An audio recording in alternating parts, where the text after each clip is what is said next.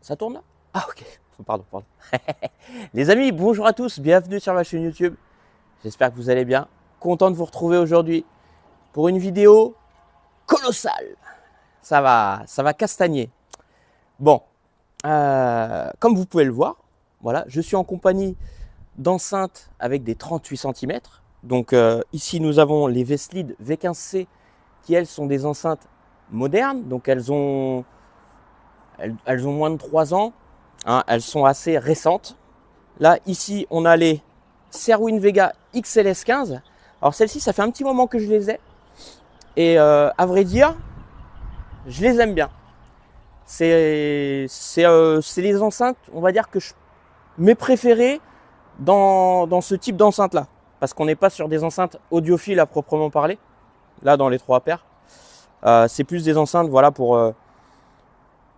on va faire péter le son. Tu peux très bien les emmener ces enceintes-là pour faire une soirée, voilà, et voilà. Et aussi les apprécier en hi-fi, parce que bon bah les Serwin Vega, elles étaient sorties pour système hi-fi home cinéma.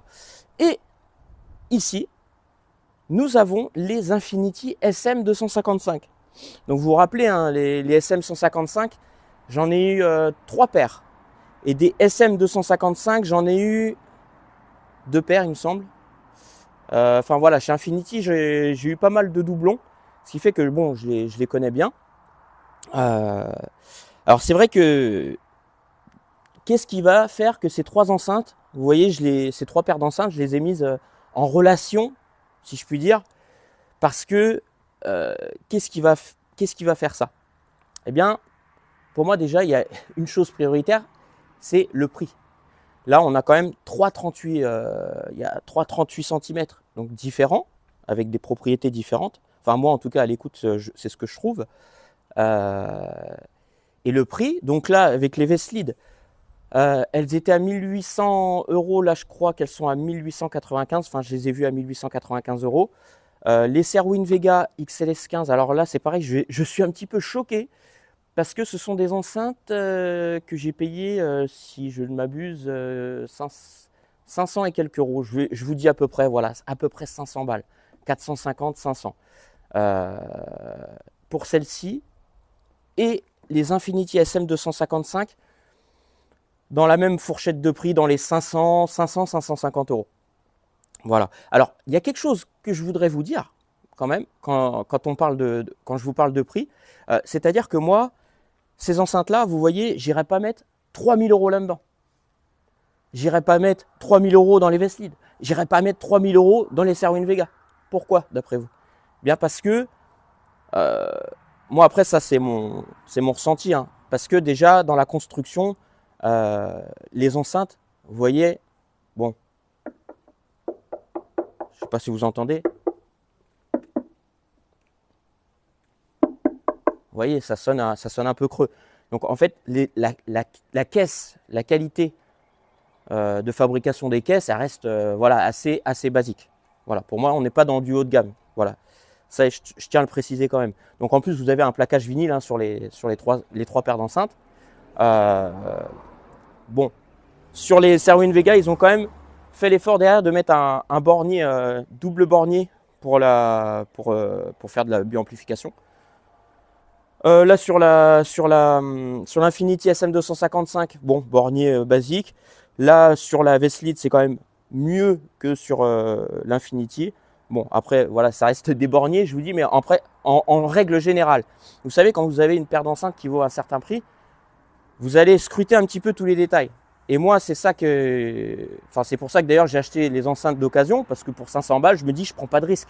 Serwin Vega, je sais qu'ils sont excellents dans le domaine professionnel. Vous avez vu les caissons de basse qu'ils font. En plus, le haut-parleur, bon, c'est un très bon haut-parleur de grave. Après, pour le reste, la partie médium aigu, j'ai pas démonté. J'ai pas démonté pour voir, mais je le ferai un jour. Je le ferai pour regarder qu'est-ce qu'il y a sous le capot, voir un petit peu le filtre. Et oui, voilà. Alors, c'est pour ça que là, je vous parlais un petit peu de l'intérieur des enceintes, notamment avec les Infinity SM255. C'est des enceintes que, voilà, elles me plaisent bien. Elles ont une dynamique assez foudroyante. Je vous mettrai un petit solo de batterie sur ces enceintes-là, vous verrez.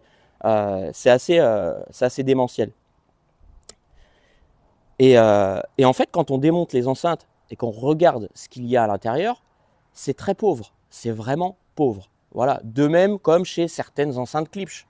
Voilà, il y a des enceintes, même si ça sonne bien ou quoi, tu vas démonter, tu vas regarder, tu vas te dire, ah ouais, pavillon, tu vois, en plastique, il n'y a rien en condo, il n'y a quasiment rien. Enfin, le filtre, il est tout à fait basique, banal. Et là, en fait, c'est ce qui se passe avec les SM255. Tu regardes le filtre à l'intérieur, tu te dis, ouais, il y a pas de, c'est pas un filtre haut de gamme du tout, c'est même pas un filtre moyenne gamme. Tu vois, il n'y a rien quoi dedans. Même au niveau de l'amortissant, tu sais, ça sonne creux. Mais après, je pense que c'est voulu de la part des constructeurs, vous voyez. Mais dorénavant, j'irai pas mettre des 1000 et des 100 dans des enceintes comme ça. Voilà.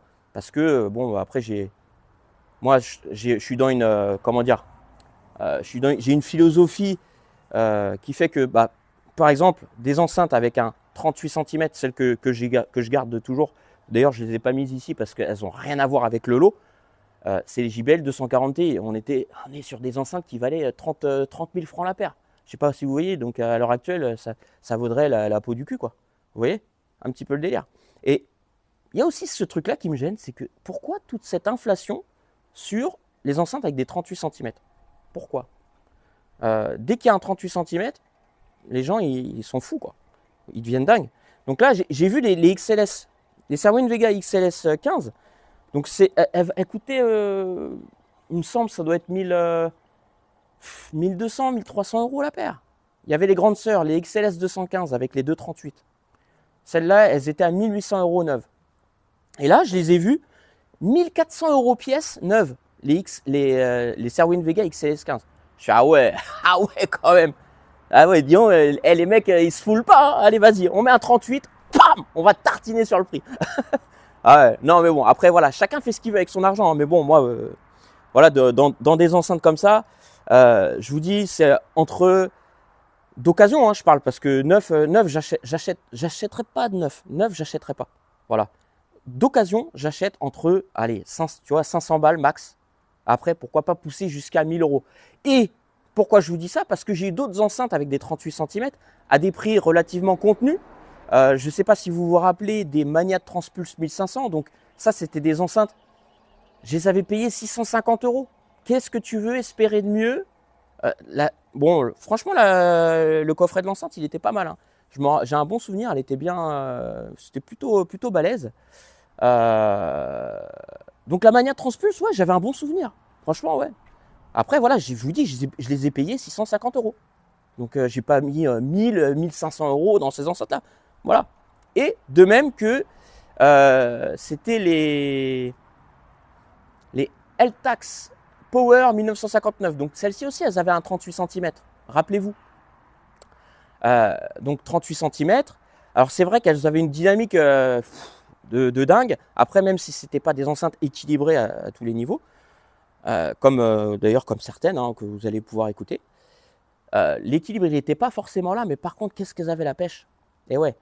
Bon, après, vous vous rappelez, je les avais démontées, vous avez pu voir mes vidéos que j'ai fait sur YouTube, tout ça. Donc, vous avez vu un petit peu l'intérieur, tout ça. Bon, après, je vous dis, on reste dans des enceintes à un prix relativement contenu. C'est surtout ça que je veux vous faire comprendre. Voilà. Que des enceintes, des très bonnes enceintes avec un 38 cm de compétition qui est construite comme jamais, à mon avis, ça doit coûter très cher. Voilà. Bah, regardez toutes les enceintes avec des 38 cm qu'il y a sur le marché. Les prix, c'est des prix de fou, quoi. Donc, moi, j'aimerais bien trouver qu'un constructeur sorte des enceintes, mais vraiment très bien construites, avec un 38, digne de ce nom, mais aussi également que bah, derrière, ça tienne la route, quoi. Ça tienne la route. Et qu'on n'ait pas un prix voilà, qui part dans les stratosphères, tout ça parce qu'il y a un 38 cm. Voilà. Parce que moi, je vous dis, hein, je me contente très bien avec des petites enceintes Biblio qui ont un 16,5, un 20 cm. Regardez l'émission 770 que j'ai encore à la maison. 20 cm, une 2 voies, très bien construite. Bah voilà, ces enceintes-là, je les kiffe. Et pourtant, c'est des enceintes à 5000 € là. Là, on n'est plus dans la même grille tarifaire. Mais voilà. Donc maintenant, j'attache beaucoup plus d'importance à la qualité de construction, à toutes ces choses-là. Voilà. Mais comme je vous le dis, Là, on est sur des enceintes plaisir où on va faire péter les watts. Voilà, on va pouvoir passer de tout. C'est pour ça que je les mets, celles-là, je les mets dehors. Aujourd'hui, j'ai bossé, j'ai travaillé du bois. Et les enceintes, je les ai... Oui, merci Loulou, merci.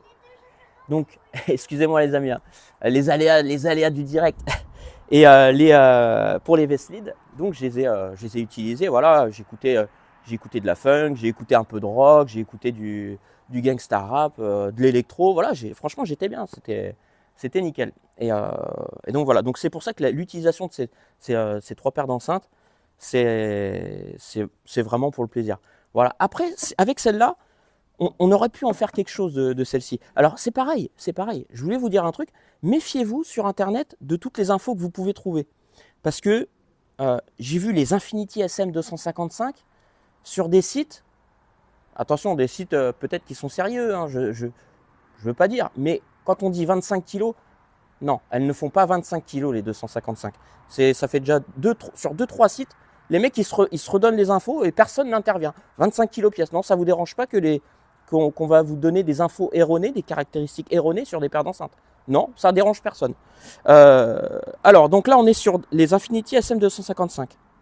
Donc, elles font 41,2 kg pièce. Donc, c'est quand même déjà pas mal. Hein, même si dedans, je vous dis, il n'y a rien. C'est fou. Hein. Au niveau de l'impédance, on est sur 8 ohms. Donc, 300 watts max pour l'amplification. Réponse en fréquence de 42 Hz à 20 kHz à plus ou moins 3 dB. Donc c'est vrai que les 42 Hz, moi je trouve qu'elles sont plutôt punchy. Donc c'est kick, c'est très kick avec celle-là. C'est pour ça que je vous disais, sur la batterie, ça donne bien. Enfin, à mon sens. Hein. Ensuite, pour la sensibilité, 103 dB. Donc là, on est dans du haut rendement. Enfin, haut rendement, je dirais très haut rendement. Parce qu'à partir de 100 dB, moi, je vous dis entre 96, 99, 96, 100 dB, on est dans le haut rendement. Et après, au-dessus de 100 dB, bah, je vais dire que c'est du très haut rendement. Voilà, ça, c'est comme ça que j'avais catégorisé un petit peu le truc. J'avais fait une vidéo d'ailleurs là-dessus à l'époque.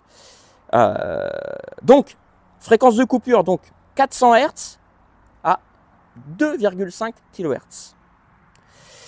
Et ensuite, nous avons donc le 15 pouces en nylon laminé et pareil, nylon laminé pour le médium. Et est-ce qu'on a un petit peu plus il me semble que le Twitter a dôme en fibre de verre, c'est ça. Donc voilà pour celle-ci. Ensuite, pour les autres, je voulais vous parler des Cerwin Vega XLS15. Alors les XLS15, elles sont aussi balèzes, hein. Elles font quand même 38,5 kg. Vous voyez? Donc réponse en fréquence qui est donnée entre 280 Hz à 2,4 kHz. C'est marrant, on est sur les Infinity et Cerwin Vega, on est dans la même fréquence de coupure. La sensibilité, donc on est à 38 Hz. Attention, ça descend un petit peu plus. À 20 kHz à moins 3 dB. Donc max. Hein, amplificateur recommandé maximum, 400 watts. Voilà. Et on a un système avec un protection par fusible. Voilà, sur ces enceintes-là. Voilà. Après, je vais passer sur la sensibilité qui est de 92,3 dB. Donc là, pour moi, on est dans un rendement moyen. Voilà, rendement 92 dB, c'est moyen. Ça reste, voilà. Ensuite, on va passer avec nos amis les Vestlead. Donc les Vestlead, elles font 34 kg pièce, donc c'est pareil, elles font un bon petit poids. Donc max au niveau de l'amplification 500 watts. 500 watts max, bon, attendez, hein. Faut pas croire que c'est des watts, attention. Vous pouvez mettre un ampli à tube sur ces enceintes-là, je vous dis, un ampli à tube de 10 watts, ça va le faire. Tu mets un petit ampli à tube là sur les Infinity, tranquille, t'es pépère. Limite, tu auras plus de musicalité avec. Ensuite, on a une sensibilité de 95 dB. Donc là, on est plutôt bien. On est plutôt bon. Hein, on attaque le haut rendement. Et la fréquence de coupure, vu qu'on est sur une deux voies avec un coaxial, elle est à 1100 Hz. Voilà. Donc, papier, membrane papier, hein, avec une suspension demi-rouleau en caoutchouc. Et justement, cette suspension, vu qu'elle est très dure, ça me fait penser un petit peu, vous savez, aux suspensions des caissons de basse. Vraiment, hein, très rigide. Ce qui fait que pour le bouger, bah, il faut quand même aussi du jus, vous voyez. C'est ça, donc tu as il y a une bonne sensibilité pour l'enceinte, mais derrière, tu vois qu'il est pas facile à déplacer le haut-parleur. De même que, regarde, sur l'Infinity, il bouge un peu plus. Bon, en même temps, les suspensions, elles sont un peu plus vieilles. On n'est pas sur des enceintes neuves. Sur les Infinity, ça bouge un peu plus. Et sur les Serwin Vega, regardez, ça bouge également. Mais sur les Serwin Vega, vraiment, je trouve que c'est les enceintes les plus homogènes. Voilà. Donc, alors, avec les Vestlead, alors, l'impédance pour les Vestlead, elle est donnée pour 4 ohms. Alors, donc, attention, il faut que l'ampli puisse travailler sous 8 ohms. Voilà. Et puis, ma foi, la réponse en fréquence, 36 Hz à 22 000 Hz, donc 22 kHz à moins 6 dB. Voilà. Donc, on n'est pas à plus ou moins 3 dB. Hein. Sinon, qu'est-ce que je voulais vous dire d'autre, les amis? Pour cette petite vidéo-là, ça va être fini. On fera l'écoute très certainement demain. Très content de vous parler un petit peu de ce type d'enceinte-là. Voilà, des enceintes, voilà, des enceintes pour le fun, pour le kiff, voilà, avec des 38 cm. Ça fait toujours plaisir. Et j'ai remarqué également que beaucoup de personnes se lancent dans le do-it-yourself, donc c'est bien. Après, c'est vrai qu'avec le do-it-yourself, en même temps, tu regardes la construction de l'Infinity SM255. Je pense que tout le monde peut peut-être sortir une paire d'enceintes comme ça. Hein. Bah ouais, vraiment. Je veux dire, regardez à l'intérieur, tu regardes le schéma. Voilà, c'est peut-être à la portée de bien des personnes d'ailleurs. Quand je vous dis qu'il y a des personnes qui se mettent dans le do-it-yourself, bah c'est bien aussi, c'est bien aussi. Comme ça, tu peux avoir du haut de gamme à vil prix. Voilà. Donc les amis, sur ce, je vais vous laisser. Je vous dis à très vite. N'hésitez pas à commenter, à liker cette vidéo-là, à vous abonner.